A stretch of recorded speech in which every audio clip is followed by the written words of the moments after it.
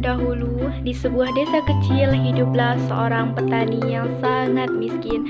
Ia tidak memiliki apapun kecuali sebuah tanah yang yaitu peninggalan dari kedua orang tuanya.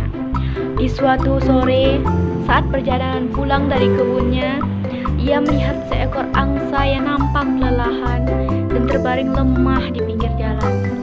Akhirnya petani itu menghampiri sang angsa dan membawa angsa tersebut pulang ke rumahnya. Sesampai di rumah, petani itu pun langsung memberikan angsa tersebut makanan dan dalam jumlah yang sangat banyak. Angsa tersebut langsung menyantap dengan lahap. Setelah selesai makan, petani tersebut meletakkan sang angsa di kandang belakang rumahnya. Nah, keesokan harinya petani menghampiri angsa itu kembali dan memberikannya makan. Sesampai di kandang, ia sangat terkejut saat mengetahui ada telur emas di sana. "Apakah ini emas asli?" tanya petani pada dirinya sendiri. Ia pun buru-buru memberikan angsa tersebut makanan, lalu bergegas pulang dan pergi ke tukang emas untuk memastikan apakah telur itu telur emas atau bukan. Sesampainya di toko emas, petani bertanya kepada sang pemilik toko tersebut, "Apakah ini emas asli?" "Iya, ini emas murni asli," jawab pemilik toko tersebut. Jawaban dari pemilik toko membuat petani tersebut terkejut, kekaget-kagetan sehingga menjadi-jadi saat pemilik toko emas itu berkata, "Iya, ini emas murni asli," jawab pemilik toko tersebut. Dan Pak Petani itu pun terkejut. Jawaban dari pemilik toko tersebut membuatnya sangat-sangat terkejut. Kekagetan itu semakin menjadi-jadi saat pemilik toko tersebut berkata kalau telur emas itu harganya sangat mahal karena ukuran yang sangat besar. Setelah mendengar pernyataan tersebut, petani langsung menjual telur emas saat itu juga. Petani pulang dari toko emas tersebut dengan perasaan yang sangat senang karena membawa uang yang sangat banyak. Sejak saat itu, angsa tersebut selalu mengeluarkan sebutir telur emas setiap paginya. Hal tersebut membuat petani sangat senang. Kini ia bisa mendapatkan uang tanpa harus mengurus kebunnya lagi.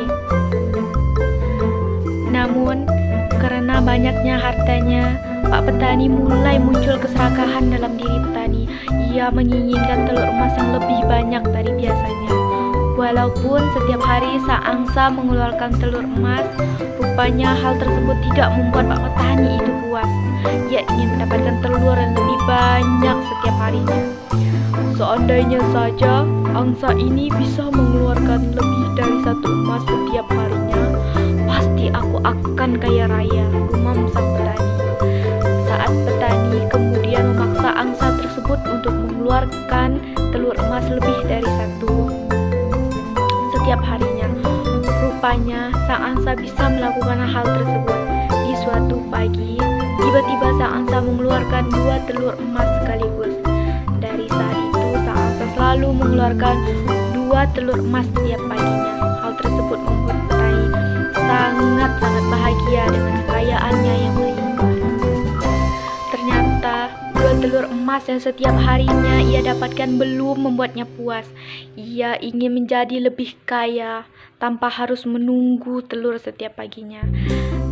"Kira-kira apa yang harus aku lakukan?" pikir sang petani.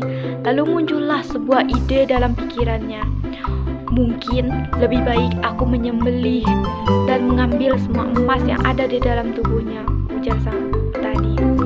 Tanpa menunggu waktu lama, petani tersebut pun bergegas ke dapur rumahnya untuk mengambil pisau lalu menuju belakang rumahnya. Sesampai di belakang rumahnya, petani itu pun langsung menyembelih angsa tersebut. Setelah itu ia langsung memotong-motong tubuh angsa. Petani itu sangat terkejut saat tidak menemukan satu butir telur pun di dalam tubuhnya. Yang ia temukan hanyalah daging angsa biasa, bukan daging emas. Sang petani pun langsung menyesali keputusannya menyembelih angsa.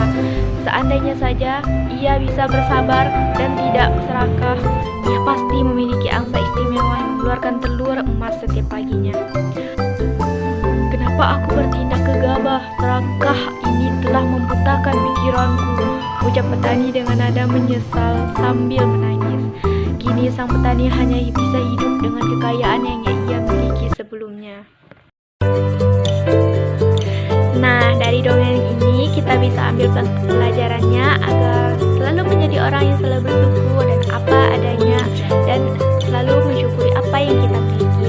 Jika tidak bersyukur, maka kita akan menjadi orang yang serakah, bisa jadi malah masalah dan kesedihan yang akan datang pada hidup kita. Dari sekarang, mari kita sama-sama bisa merasakan bersyukur di dalam hati kita.